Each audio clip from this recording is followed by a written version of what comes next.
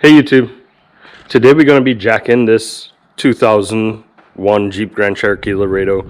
We're going to be installing a budget boost. In the front, we're going to put these 2.5-inch boosts on the spring.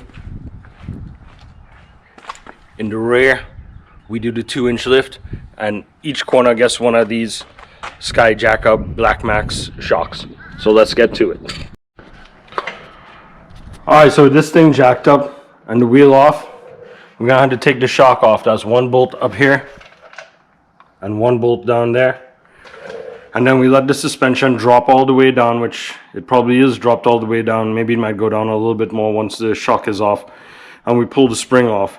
I have some spring compressors just in case I need them to pull the spring off. Worst case is we might have to take the sway bar connect off just so that the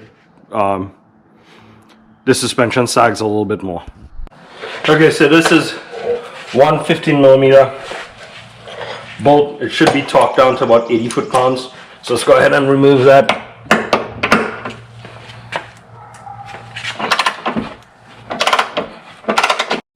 The one down here is a 15mm bolt, 18mm nut.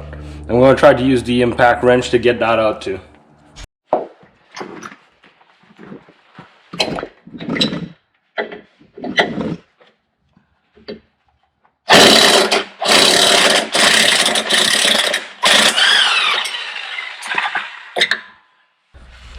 Alright, let's go ahead and pull this shock off. There we go. With the shock out of the way, we could go ahead and take this sway bar arm off and let the suspension sag a little bit.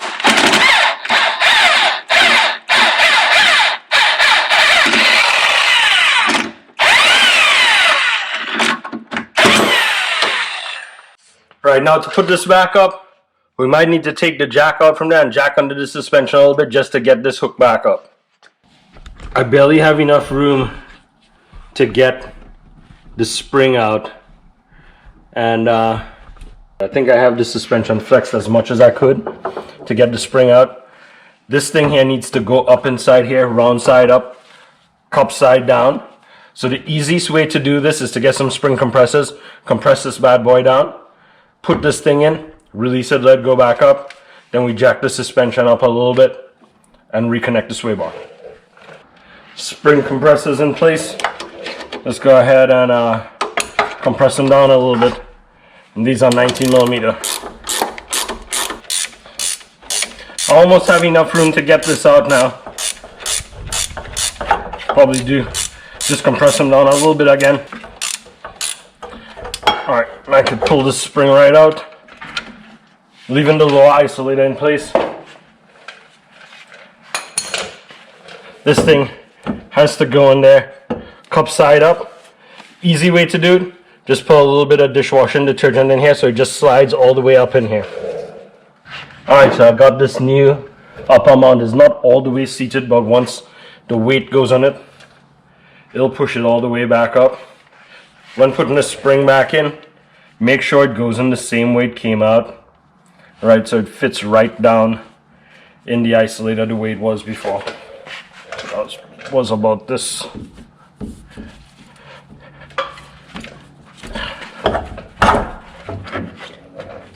You might need to wiggle a little bit just to get it back in place. There you go, right in place where it was. Right there. Just gonna have to release that and let it go back up. Definitely gonna need a little bit of help with this sway bar. To help me get a little bit of tension on this, I put the original Jeep jack under the suspension and lifted a little bit. What I'm gonna do is before I actually release the tension on the spring, I'm gonna jack it up a little bit more so that I could get the sway bar reconnected. Alright, this thing jacked up high enough. I'm gonna just lift this up, slide this bolt back in, get caught up, and tighten it up. So let's go ahead and torque it down.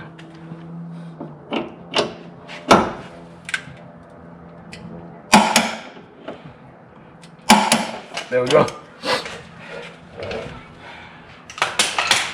Now just looking at this thing here, the spring is already seated, so I should be able to just go ahead and remove these spring compressors.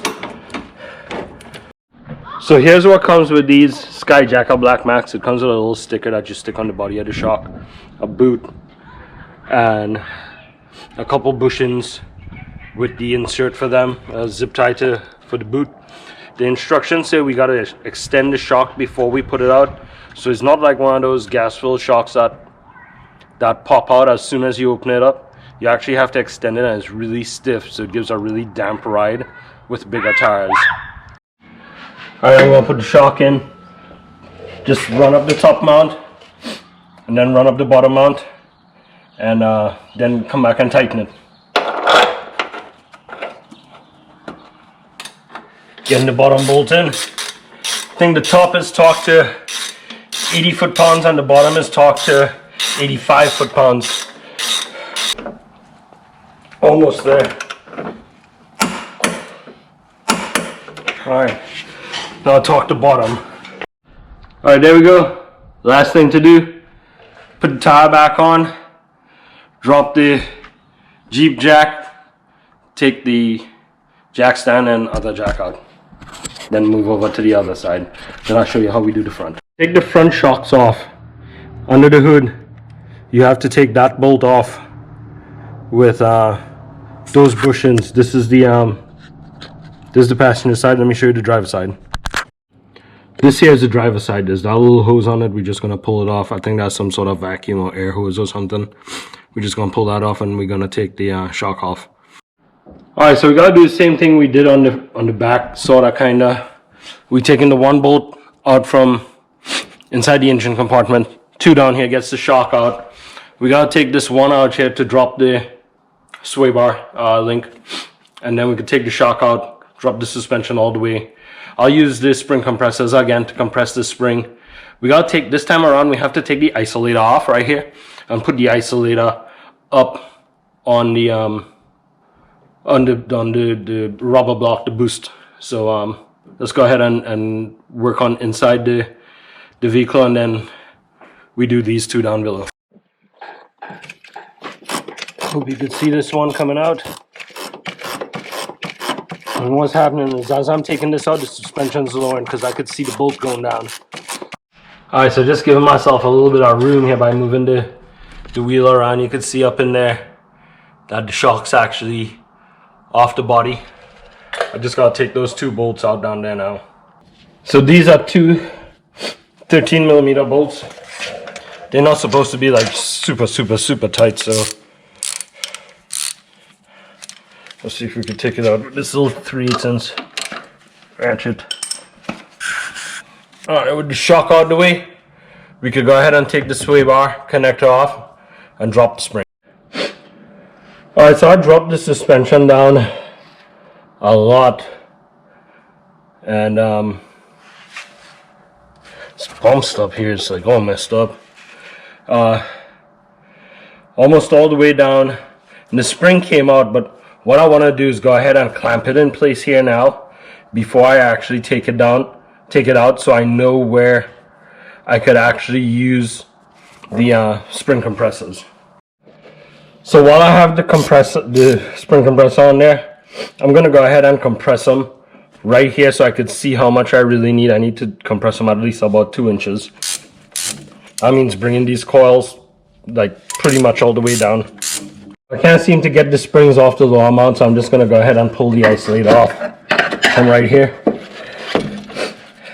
I do need some more room here to get the new Budget Boost rubber piece right here, so I'm going to need to compress these springs down a little bit more, and then the isolator goes on the isolator will go on the rubber boot like so, but making sure that the spring lines up right here where it was before. Alright, so what I did here was put a little pencil mark right here so I could line it up with the edge of the spring, got it in. Now I just got to release the spring. I just got to release the spring to get up here, but what I'm going to do is actually raise the suspension using the Jeep jack under the axle to get this back lined up with the sway bar, and that'll be less that I need to uncompress here. Alright, so with the spring compressors out of the way, we go ahead and jack the suspension up to get that arm lined back up with that, and I'll put the bolt in. Alright, with the sway bar connector back, spring seated properly, let's go ahead and put the shock in. These don't tighten on way too tight. I think it's 26 foot-pounds on the top and the bottom.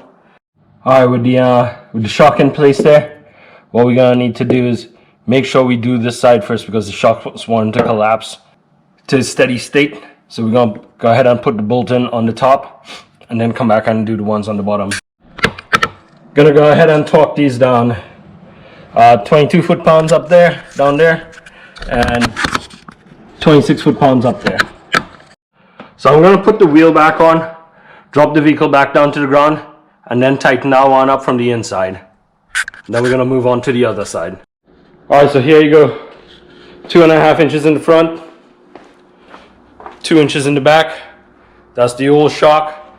It took me a long time to do this, but now we make some room for some bigger tires. We're gonna go get some 30-inch tires on this. Next time you see this, it'll be riding on some 265 75 16 or 265 70 16. Alright YouTube, so here's the final product. Lifted up 2.5 inches in the front and 2 inches in the rear. I was able to fit 265 70 16 tires on the original rims. It looks good. Overall it's about 3 to 4 inches higher than it was before. I hope you like it. If you do, please give a thumbs up, subscribe, and we'll see you on the next one. God bless you.